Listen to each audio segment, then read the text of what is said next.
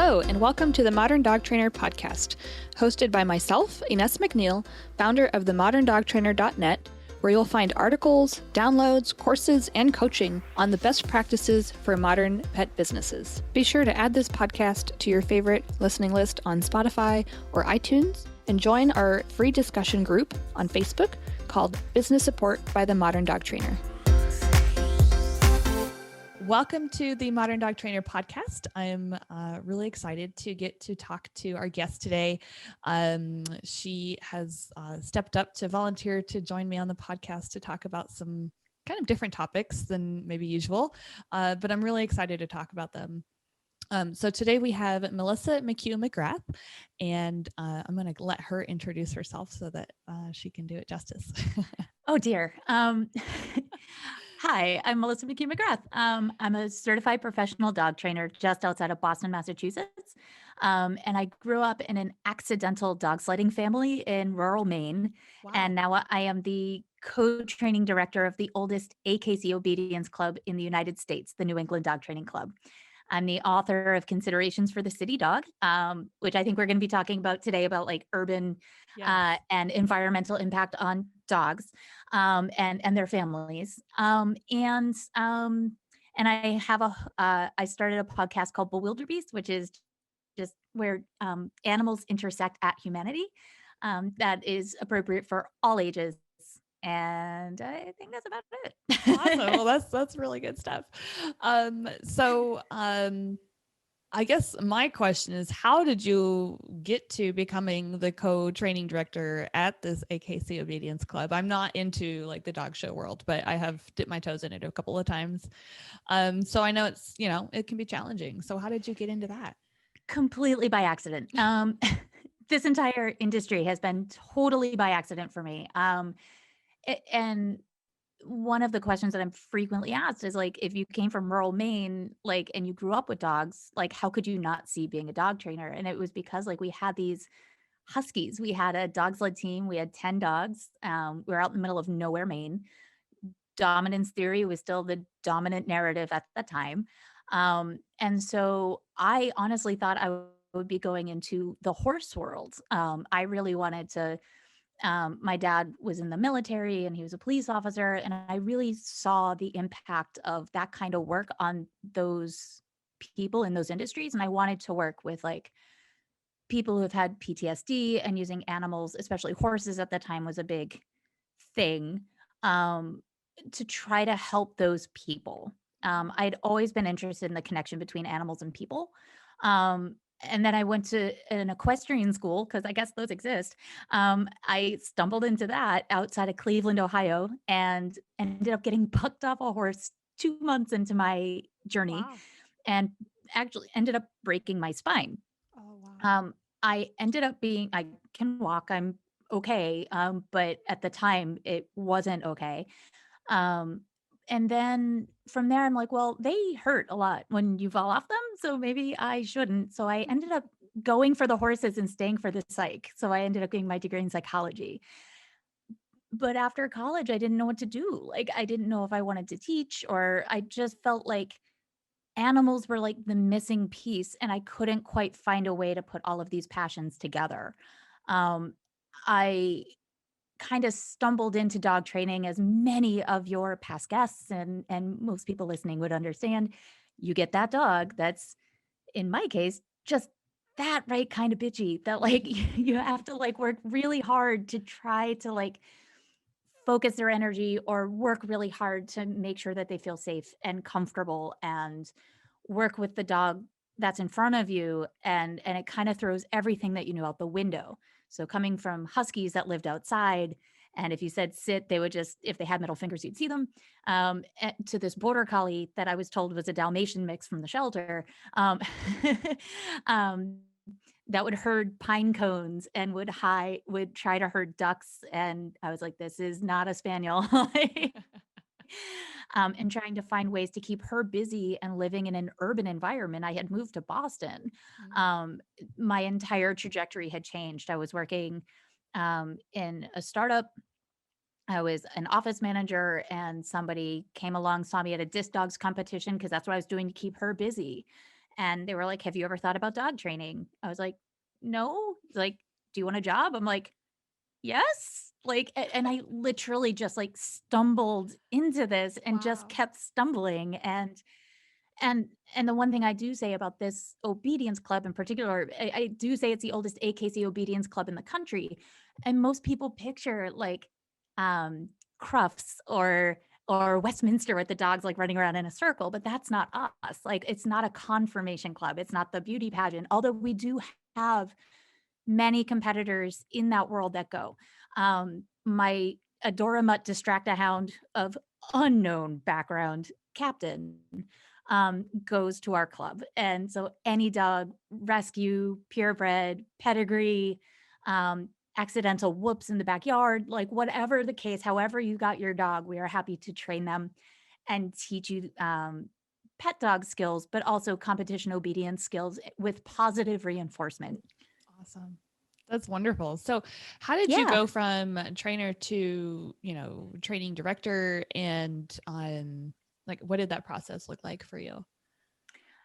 So the New England Dog Training Club is I believe it started in 1936 Mm.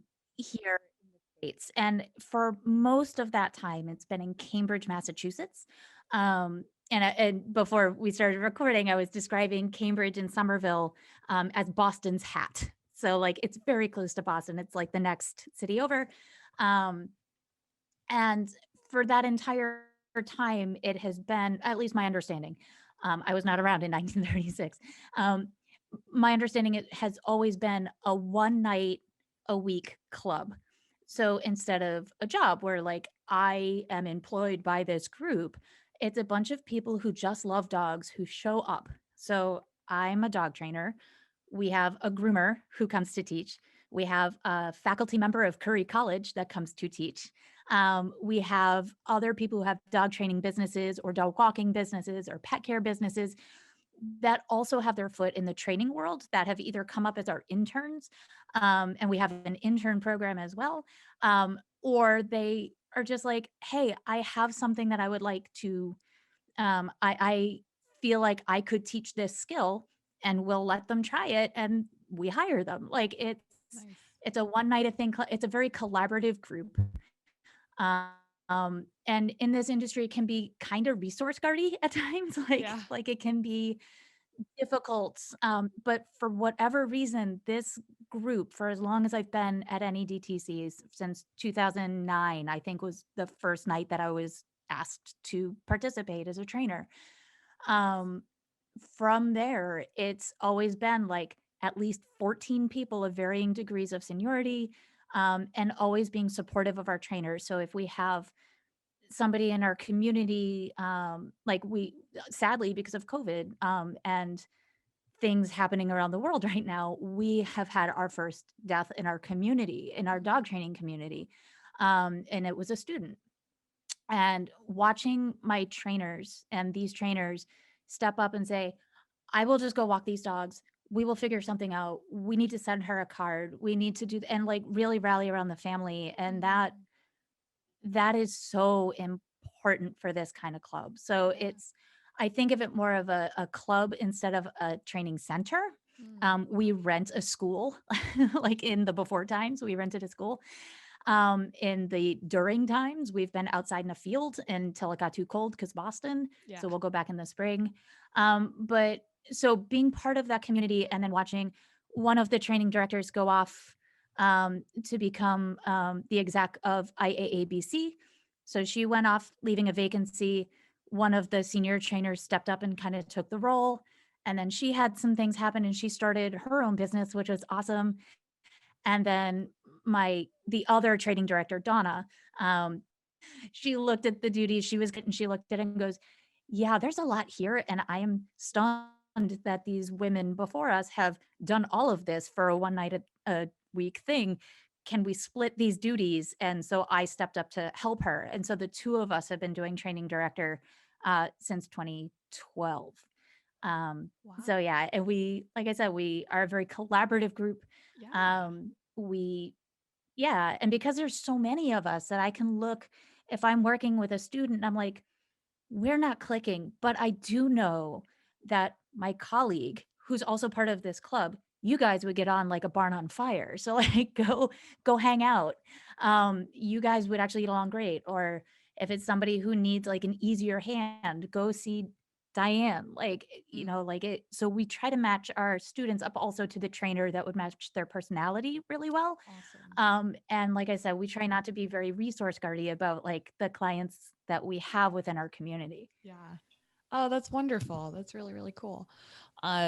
Yeah, I think that is definitely not like the perspective that people have of, the Yeah. dog show world and clubs and all of that. So that's really Yeah. good to know that there are clubs out there that are like that. And I think that it is kind of becoming more and more common that they're like that. But I agree. I'm seeing a lot of positivity in the club yeah, instead of like the best and showiness of it. You know what I yeah, mean? Like the which I yeah, used to say was a documentary instead of a mockumentary, but now it feels like this seeing people be supportive. And I think that's one of the coolest things about um, social media and having these groups pop up. Like you've had the Smart Bitches dog trainers on yes, through it, and I've been following them. They're fantastic. they are. They're groups that are just coming together and showing off like awesome trainers that are doing awesome work, and they're saying, hey, look at them instead of look at me, Yeah, yeah.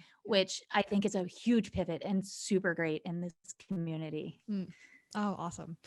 Um, Okay, so the other topic that I'm really excited to dive into is this topic of navigating kind of city living with dogs and then also like environment as a consideration and animal placement. So um where would you like to start with those two topics? Whew.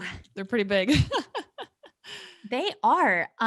So I guess we could start with considering the environment as part of if people are looking to acquire a dog, like generally they would say, oh, I want a big dog or a small dog, or I want this breed, or I want this mix, or I want to go to a shelter and get this energy level. Mm, Um, the one thing that I feel, at least working in an urban environment and living in a rural one, so like I do have both perspectives, yeah. although I was much young of nowhere, Maine. But the thing that I see over and over and over again is people acquiring dogs, whether purebred or rescue, and that dog is not suited for the environment which they're being placed. Mhm. Like if it's a condo or a high rise, or even in my building, it's a two-family building. So like we have neighbors upstairs. It's an old building, so like the heater comes on, it goes kaboom. Like, and our neighbors upstairs, if they have a party or if they have a girlfriend over who's walking in high heels, or the dump truck going by, or school's out for the day, and you've got floods of children walking by 2 feet from our window. Mm, Um, for many dogs in urban environments, if they are noise sensitive, they're going to have a much harder time, and I think that needs to be considered in placement of dogs in these environments. mm, If it's a dog who's visually set off, or scared of a particular population of people, let's say it's men with hats. Well, if you live in Boston, I think it's required for men to wear baseball hats. I didn't see that on the memo when I moved here, but it does seem to be the thing. Um, but like when you have dogs on sidewalks that are straight lines, or hallways that are straight lines, I think it's important to consider that for dogs, straight lines are the third circle of hell. And so when you're putting these dogs in these environments, like either a condo or a high rise or a sidewalk, and they're straight on to things that make them nervous or scared or concerned, and they can't do that like circle thing that they're supposed to do and they're coming towards something that they might be unfamiliar with, it can be very stressful for the dog and also for the owner, who's just like, well, I'm just trying to walk to the elevator, like come with me, Sparky. And Sparky's yeah. like, nope. Not cool with this. they can hear so much more than we can. Yeah. They can hear what we hear at 20 feet. They can hear at 75 to 80 feet. They can smell 40 feet under your feet. That's 4 basketball nets stacked on top of each other. So if you're in a high rise, they can smell the unit 4 floors under you, like what they're having for dinner. Um, there is so much sensory input. Mm. And for some more sensitive dogs, that can be so overwhelming and so difficult for those dogs to overcome. And I've had several clients who they have worked so hard, they have done everything right, and their dog um, really just couldn't make it. So they decide to move to the suburbs or out to the middle of nowhere, and the dog does better. Oh, Um, yeah. I can't find data on this because it's Yeah. something we don't really think about when you're trying to home a dog, or if you're purchasing a dog, or you're acquiring a dog in some way. You don't really think about how the place that you in really remarkable ways. Mm. Um, so like when we got Captain, we had 3 other dogs in our house before that, and they all had to go back. One was really not okay with the highway. Like if you open our front door, the highway is there. There is an interstate like 100 feet to our right. So we've got intersecting highways. We're in a very quiet-ish neighborhood, except for the highway. um, and and being in a city, there are people upstairs, and like I said before, just like walking around, there's a lot of activity. And 3 of them just couldn't within a couple of days. It was just like, yeah, this is not going to be a good fit for this poor dog. Mm. And it's not that it was a bad dog, or a dog that I couldn't work with as a trainer. But I do also have a small child who had activities and things to do, and we wanted a family pet, Mm. which I feel like is the case with a lot of our clients, where they just really Yes. want a family pet. They don't want to acquire a dog who needs thousands of dollars in behavioral modification, have to have a conversation about medication to just for the dog to feel safe, or muzzle training because the dog was sold as good with kids but isn't. Right. Um, there are a lot of things that go into matching a dog to a family, Mm. and I think the one that is consistently missed. Awesome. I Sorry, think I that lost you my my cat just made a weird sound. I'm so sorry. I think you bring up a really interesting point that maybe I don't know if you were leading in towards, but it's something that I definitely caught on to. And that is there's a lot of shame in giving up a dog that isn't the right fit for your family. And that's like just around the Yeah. dog industry, like in general. Um, and I think that that needs to go away because like you mentioned, like there's so many unexpected things that may come up after you bring home the dog that you didn't realize Mhm. would be an issue. And so maybe normalizing that you may need to bring home a couple of dogs before you find the right fit like makes sense, right? So It does. how did that work And for what's you? for us, well, the first one, to be perfectly honest, the first one was we had lost our my husband and I each had a dog. He had a greyhound, I had a border collie.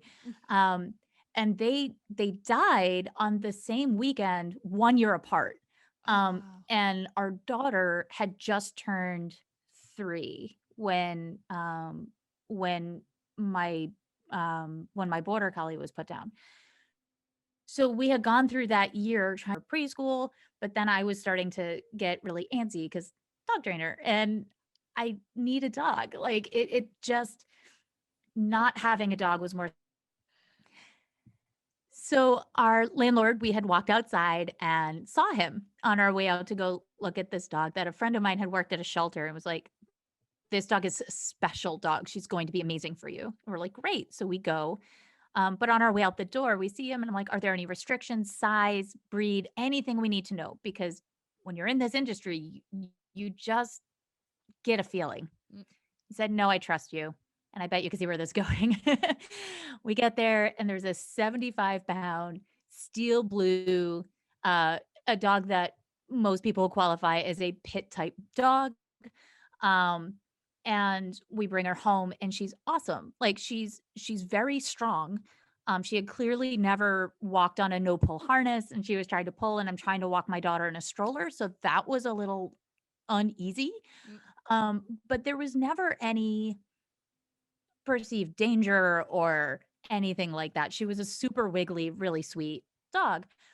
48 hours later, they said that dog has to go. And I knew that dog was code for pit bull. And so I had to bring her back and we had to explain what discrimination was to our 3-year-old, and had to bring Cinderella back to the shelter.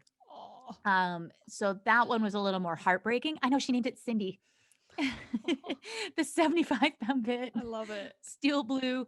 She bought it at she bought it. She's 3. She had us purchase her a giant pink flower for the collar, Oh and my she named it gosh. Cinderella. Um, that dog is now a service dog for a kid in Massachusetts and Oh, goes into that's schools great. and is a bomb-proof dog. This dog Yeah. is amazing. And it and we could have been mad at that, but we know that's how this goes. Even in a state like Massachusetts, where there are no breed discrimination laws, landlords and home insurances can still discriminate Yes. and say no. Mm. So we went through that, and then a couple months later, being like I mentioned, the dog training club I'm a part of, one of the people there works at shelter, so it was like, "Hey, I've got my eye out for you. We found a dog for you." We get down there, we bring the dog back. Um, the dog seemed fine there, but as soon as coming into our house was just not okay with the city noises, was not okay with these other things. So because I had this relationship, I could write a report and say, "Hey, this is what this dog needs." And then that dog was able to get what it needed. What it really needed. It had separation distress so badly that if I left the house, it would pee and bark and really panic, even if other people were home. Mm. In the home with activities and work, it was not going to work. But I was able to work with the shelter, and they found a woman who lived at home, never left, had a wheelchair, and this dog lived the rest of its life living on this woman's lap and was thrilled. So Oh. like being able to like give quantifiable feedback that can help that dog get into the right home is so important. And yeah, it's hard and it sucks when you have to have those conversations and send a dog back. Yeah. But ultimately, it's, like how many people did you date before you get married? Like there are, th- when you have these dogs, um, very rarely, like Match.com, it won't work on the first try. And it's okay. And I Right. think giving people permission to realize that this is a relationship. And when we're talking about relationship based training, which I hear a lot on your podcast, and with the circles that I run in, it tends to be more relationship based. Mm. That is part of it too, is Right. making sure that the relationship is going to work. And sure, not everything is going to be perfect. Like my dog lives in a city. Captain, when we finally found him, he was great with dogs. He was great with kids. He loved cats. And by great with kids, I mean he didn't just tolerate them, like, all right, there's a kid. Birthday parties were going to be a part of this dog's life, like Yeah. with toddlers. Like Yeah. he had to love kids. Yeah. And unfortunately for Captain, he loves kids, but not every kid loves dogs. So well, getting it through to him that, like, "You outweigh these children, buddy," and he's just like, "I love kids," and he, like, knocks them over like bowling. Yeah.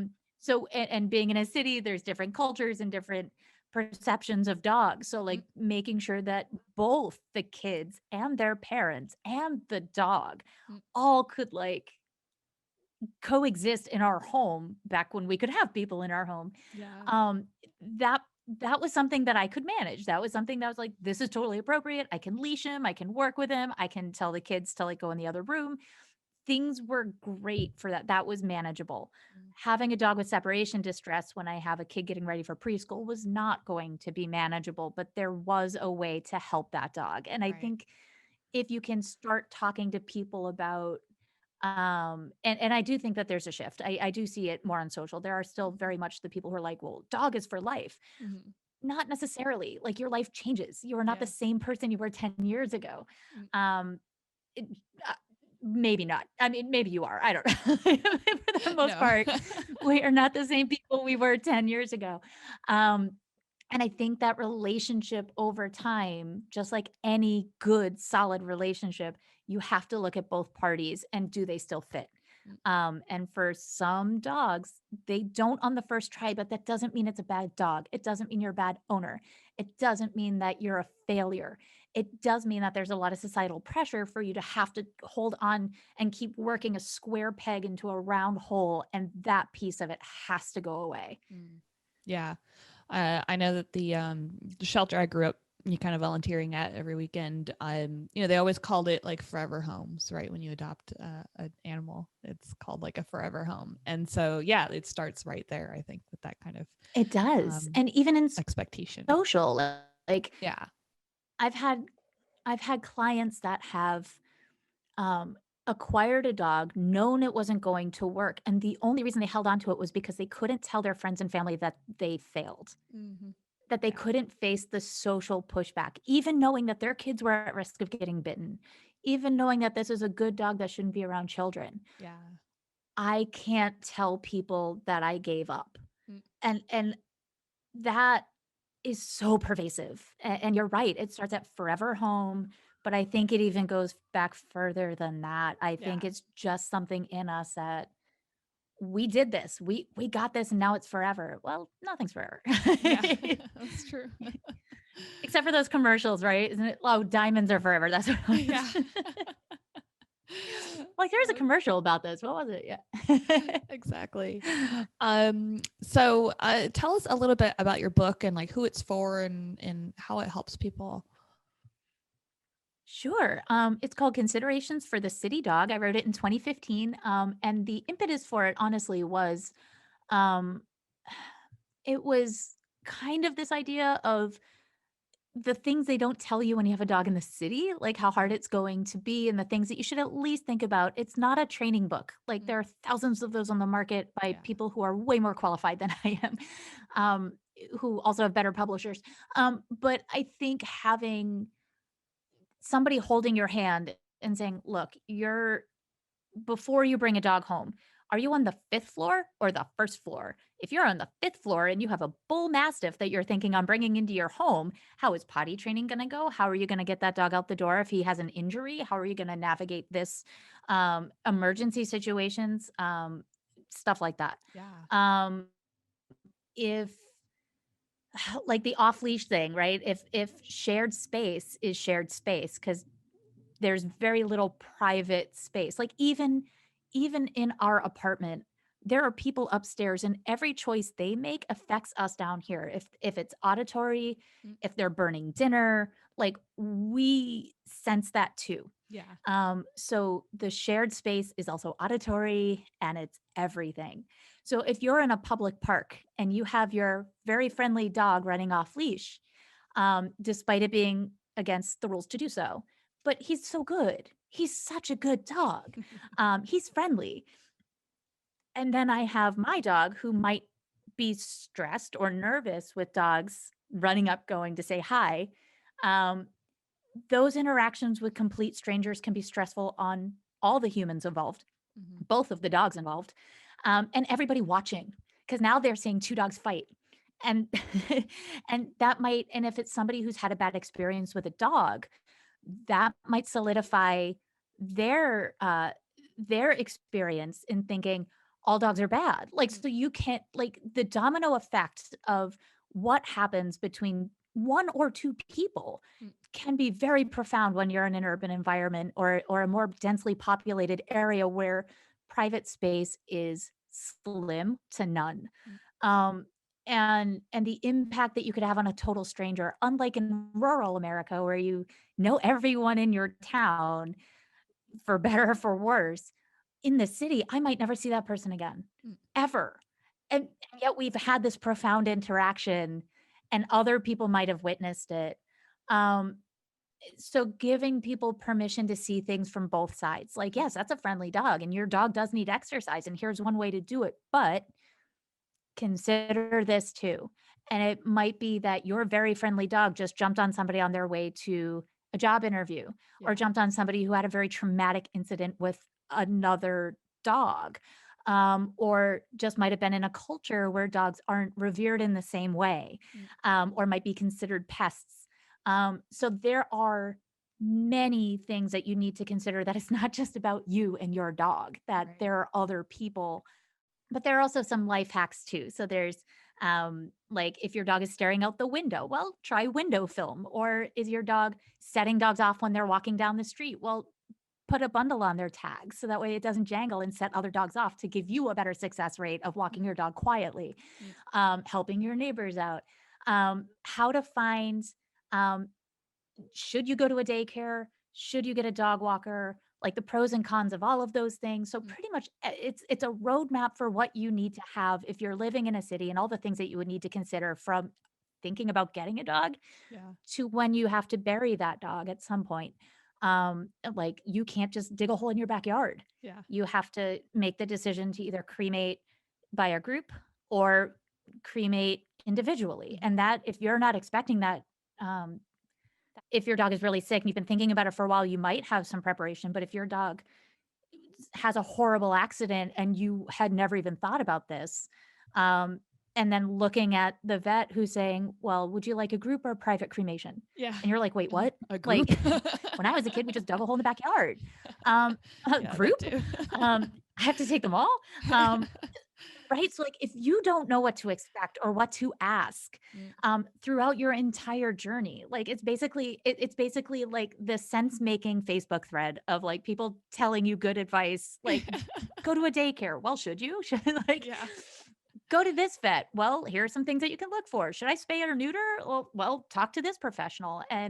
And in it are also, like, do I need a trainer? How do I find a good one? Mm. Do I need a behavior consultant? What is that? And how are they different from a trainer? And do I need a behaviorist or a behavioralist because some guy at the dog park told me I needed those things? And then kind of walking people through what the intention is of that language and what that language actually means.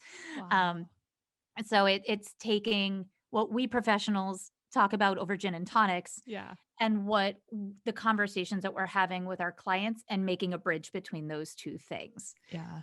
I love it. I love it. That's really, really needed. Thanks. So that's awesome. I'm really glad to hear there's a book like that out there. Especially when conventional wisdom is like, my dog is barking. Oh, you should let him bark it out. Well, you can't do that if your landlord lives upstairs, Yeah. right? You're gonna get evicted. So, like, it's just it just has a tilt, a little bit, like, all of the wisdom is going to tell you this, but you just have to look at it a little bit differently Mm. because there are other people involved. Right. Right? Right. Exactly. No, that's wonderful. Okay, so a couple of questions that I like to ask everybody that comes on the show. What is one tip that you wish you had known when you were starting out? I love this question. I've actually been thinking about it because I love this podcast. So I kind of knew this was coming. I still don't have a great answer, but I'm going to try. Um, I think it would be, forgive yourself. Mm. You're going to make mistakes. If you are it, and I'm saying this to me, to last week's me, like, not 15-year ago me, even like just last week.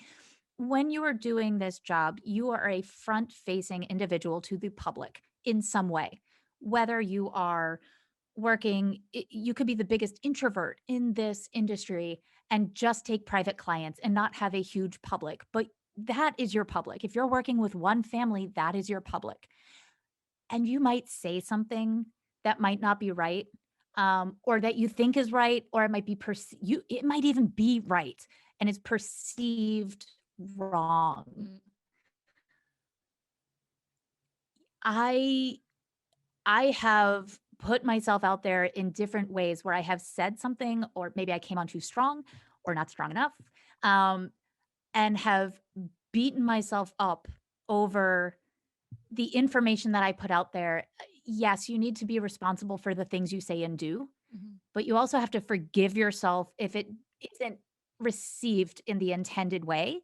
And Mhm. you can either remedy it or you can try to do better next time. And especially for new trainers, who are maybe listening, Yeah. um, you my favorite thing is having new trainers. We started an intern program at NEDTC, and that is my baby. I love taking new trainers. I'm a faculty advisor for Victoria Stillwell. Having new people who want to do this work Mhm. is necessary. Yes. And they are, I love dogs, I love people, and their ideas sometimes are the best ideas that I've ever heard. But there's also the enthusiasm and the intention meeting the reality of working with people, and in some cases very hard conversations to have. Mm. Um, so there is definitely a case for experience and a Mhm. case for novelty. And I don't think either is, quote, better than the other. But I do think if I'm talking and working with new trainers specifically, you are going to say the wrong thing because you just came out of a conference and you've gotten all this new language and you're going to try to use it and it's going to fail. And that is okay. Yes. You have to laugh at yourself in this industry. You have to like look at, because you're not just working with people, you are working with dogs. And when you're working with both, somebody's going to mess up and it might be you, and that's okay. I think one of my favorites was I had this family in a puppy class, and they used to bring their 2 kids, 2 very small children, and it was in a daycare that had these half walls, and they I saw the parent. I came in a little bit late, traffic city. So I get in. I don't see the children. I just see the dogs, and they're all playing and everybody's having a great time. And like one of the owners is like, "Hey, so like Bacchus, that's an interesting name. What does it mean?" And like the owners of this other dog were like, "Oh, it's the god of wine." And like the other owner looks around, does not see the children, and goes, "And orgies." And yep, that's the face I made. And then all of a sudden, 2 little heads pop up from the other side of the wall. They were playing tic-tac-toe, and they're like, "Mommy, what's an orgy?" Oh my gosh. And she beautifully went, "Baby, it's like wine, but different." And they seemed totally satisfied with that answer. The way she rolled with that is an inspiration to us all. Yeah. Like, I love it. moms do not get enough um uh support and accolades for when the proverbial S does not hit the fan. And I think dog trainers, when we say something or we look around the room or we say humping and then we turn around and there's a little kid going, "What's a hump?" And then we either have to explain it or leave that to the parents to explain on the way home. There are times where things are going to feel very uncomfortable, and those are just 2 silly ones. There are some ones that are way more serious. Yeah. Um, but when you're in those circumstances, all you can do is laugh at the situation and forgive yourself Mm. and hopefully have a good story to tell at the end. Yeah. No, I love that. And that's so true. I mean, you're never going to be like, you're never going to, if you're speaking out loud there at some point, you're going to make a mistake in what you were going to say. So, I think that's a really good point. And, it's also not an excuse to not talk or not speak up or not participate in the conversation, right? So being okay with the understanding that might happen and that it's still worth it for Correct. you to speak up and share your perspective. So, um, what are some common Yeah, mistakes that you see new trainers make, or maybe existing or like, experienced trainers? sure. Um, I see I think the bigger mistakes that I see, and I'm going to say this knowing that I have done this too. So this is certainly not to judge, because I've been in this position very, very publicly. Um, Trying to use the language that we have as dog trainers, that is maybe not owned by dog trainers, um, with good intentions. Words like behaviorist, Mm. or behavior expert, or um, I I recently heard of a case where somebody had used a very clinical term in the medical field to describe a not very clinical term in a dog training thing. And I don't want to use the term because I think it might out this person and I don't want them to feel bad. Mm. But using language to try to get across an idea, without bringing in the people who are going to be most impacted by that. Mm. Um, what I guess I mean by that is there was this there was this case where I had written this piece, um, trying. It was right after a very I'm trying to think of the right word, a dog trainer on TV that I don't agree with, had done something, and all the news outlets were calling him a behaviorist or a Mhm. behavior expert. And I was looking at that term and I'm like, but that's abusing dogs is not behavior Mm. expert. It's not, there's no education behind that. There's no accountability behind that. And that really bothered me as a trainer because I get people calling all the time saying, I need a behaviorist. I need Right. this. I need this. And they're using the language that they see out in the public. What I should do as a trainer is understand what that language is that they're using and trying to meet them where they are, Mm. but also educate them about what that language is. If I say I'm a behavior expert when I am a dog trainer, I am actually hurting the behavior community. Mhm. Um, when I wrote this piece for a dog training group, it was wildly accepted by the dog training population. But once it got to the behavior population, uh, I felt like a witch on trial. And it was justified. It Yeah. absolutely was because I was trying to explain this terminology at the people who really should have ownership over that terminology. Mm. My intentions were good. My Mhm. intentions were trying to fix this other problem, but I never invited those people to the table. I never talked to a behavior expert. Mm. A I never talked to, despite having many friends in the behavior community, never talked to any of them. I just thought, I, Melissa McCue-McGrath, can totally fix this whole thing. I got this. Sit down. And I stepped in it very publicly. And Dr. Suzanne Hetz, rightfully took me to task in a very public way. And we had a wonderful conversation. And then between the two of us, we penned a better piece that gave both of our perspectives. Me as somebody in an industry that is not regulated, which is why maybe we feel a little bit easier using language Mhm. uh like behaviorist or whatever, Mm. or behavioralist, which is a political science term. So while those people might be really smart, they might not be able to help you with your chewing schnoodle. um but having them be able to say, look, we in our industry as certified applied animal behaviorists, even we don't know what this term means. Mm. Some of us don't ever see animals in the home. Some of us are zoologists. Some of us just watch belugas all day. Like we, Yeah. some of us just collect data, but some of us do go into the home. That they need to be the one to take ownership of that. So when new trainers come in and they're like, "I got this," um, and and it's so good to see that that enthusiasm is there and that they really want to help, Mhm. and it's genuine, but to also give the history behind it and to educate and say, okay, well, here's why that's problematic.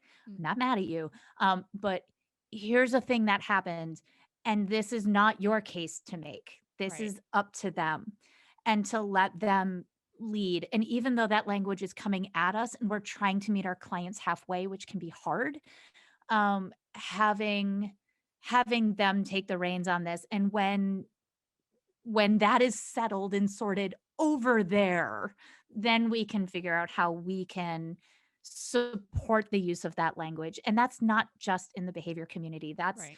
in a lot of communities that we're seeing that have had people who look like me talking at them.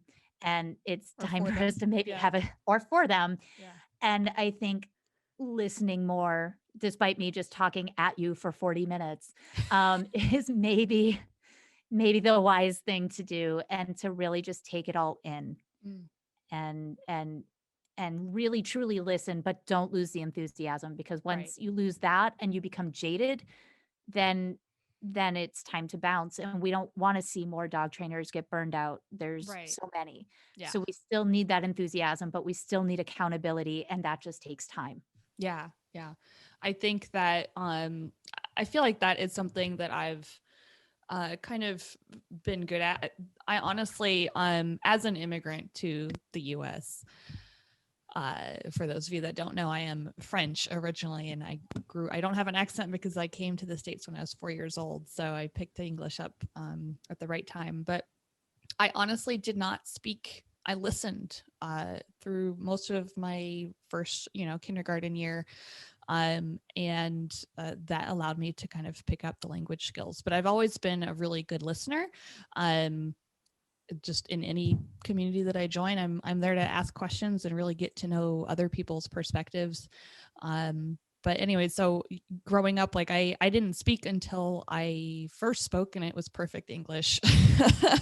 For some Wow. reason, yeah, that was a long time ago, but my kindergarten teacher, I guess, was ecstatic that I had spoken, and it happened to, be really good English. So it was really just about stepping into the room and just absorbing the culture, absorbing the language, and listening and listening and listening until I could understand the context of everything right before I spoke up. Um, so I would kind of take that and definitely apply that to any new community that you want to participate in and join. That everybody does have their own experiences, their own perspectives, their own histories, and it's worth listening to, not just speaking up about your own, which is absolutely Correct. valuable to share, right? Like that's you have to share your own at some point. But yeah, Yeah, when you're there's a joining. time and a place for it. Mhm. And walking in and thinking, I got this, like Yeah. without even like if there was a cane and a stage in the old timey, like somebody plucking me off stage, like that should have happened and it didn't until it like got way out of control. And that happens. And that's what I mean. But you have to forgive yourself. You're Yes. going to step in it. You're going to make mistakes. You might make amazing mistakes and it's going to be okay. Yeah. Like this was years ago and you're talking to me. So like my career wasn't over. Like No, it's no. not if you step in something, own it. Like absolutely own it. Um but then figure out how to make it better. Mm. And sometimes the way to make it better is to just shut up and sit back. Love it. Okay, last question here before we wrap up is if there was one thing you could change or improve in the industry, what would that be? I think it would be collaboration. Mm. And I'm seeing a lot more of it. And again, I come from a community here that is very helpful and supportive. So I know that is not the norm and that not every dog trainer has that. Yeah. And I have been very lucky that when I fell into this industry, I fell into this particular piece of it. Mm. Um the collaboration necessary when we're especially now, Mm. when we are looking at the health of the dog, the emotional state of the dog's exercise needs, where the dog is coming from, how that's impacting your environment or how the environment is impacting the dog, how the family is being impacted by the dog, how the dog is being impacted by the family. You're looking at all of these circles. Mm. I think when we are poo-pooing on other um, maybe even trainers in your own circle or not taking the advice of somebody who's an expert or very qualified. Let me say qualified. I think that's a better way to put it. Mm. Qualified to have harder conversations. So, like, if I, as a trainer, am trying to give work with maybe a rescue group, I can give them my perspective and say, look, when I go into a home and you place a dangerous dog, you're putting me at risk. So, what things can I give you from my perspective after this dog is homed to make your placement work better? That collaboration only works if it's heard from the other side too. Mhm. And for them to say, look, but we've got these dogs and we're pretty confident that it's going to work here. It just didn't work this one time, but we'll take the dog back and we'll work to make this better. Really having collaborative ties within a community, not just trainers, not just veterinarians, not just behavior experts, not just rescue groups or breeders. There are great breeders. There are great rescue organizations. There are ethical dog trainers, and there are fantastic behavior veterinarians. There are great veterinarians who are maybe working towards their behavior certification and big word that they usually get, like the diplomate thing, like the, oh my God, board certification. That's what I was looking for. Oh my God, this is going great. But having all of these communities and listening to what they're all saying, so that way we can help each other if we really want to help the dog. We're not helping the dog if we're fighting with each other or saying, well, I know more than your vet, or I as a trainer I know more about nutrition than your veterinarian who went to school for 4 years. Making sure that we stay in our lane, but we're listening to these other groups and getting this dog into the right hands and this family into these other groups, and truly collaborate to help these dogs be successful. I think I see a lot of it now. I would love to see more of it. Yeah. No, that's awesome. And that's definitely really, really important. Awesome. Well, thank you so much for joining me today. We could probably talk for a lot longer, but I think we need to wrap up. We might have a part 2 eventually. Let's see. Where can people find your book? They can find it. Because publishing has kind of tanked a little bit with things. It's now just on Amazon or through Dogwise. So you can get it through Dogwise as well. And it's called Considerations for the City Dog. And also my website, McCue-McGrath.com, rolls right off the tongue. We'll put it in the show notes. There's ways to find it from there too. Awesome. And then thank you. I will also include your podcast in the show notes, so it'll be easy to link to. And I'm imagining that you can find that on Spotify and all the normal podcast platforms potentially. Oh, you can find it anywhere you get podcasts. Yeah. Yep, anywhere you get podcasts, bewilderbeastpod.com. I love it. Awesome. All right. Well, thank you so much, Melissa. I look forward to sharing this episode with everybody, and it's been a pleasure having you.